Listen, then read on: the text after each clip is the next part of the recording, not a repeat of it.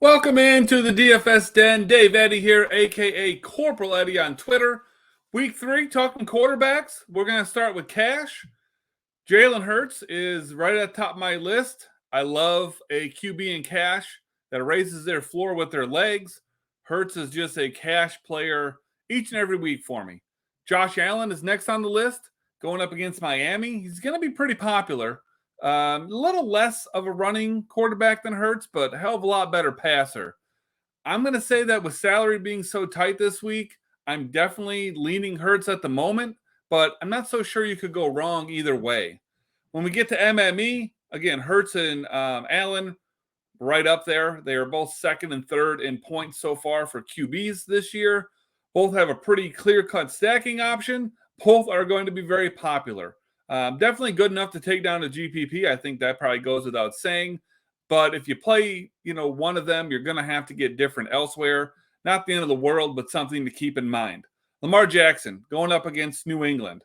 2 matchups so far in his career against New England. They've mostly held him in check. I'm not sure that New England's going to, push the score enough to make paying up for Lamar worth it this week. He does have obvious stacking options in Bateman and Andrews if you decide to go that way. And the ownership should be fairly low as well. So, he's definitely an option. I'm just not sure if that's where I'm looking to go.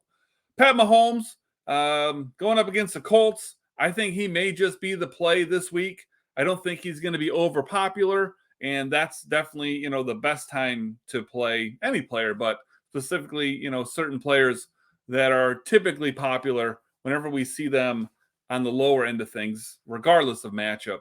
That's usually when we kind of look to play them, even heavier than usual.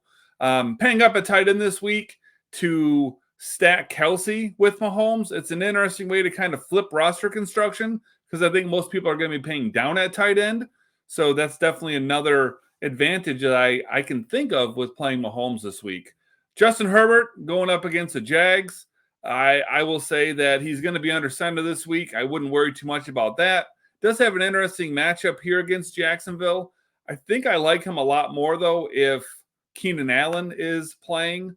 But, I am concerned with stacking him with Williams. It's just kind of boom or bust, which isn't a terrible thing for MME, but, it does make me uncomfortable.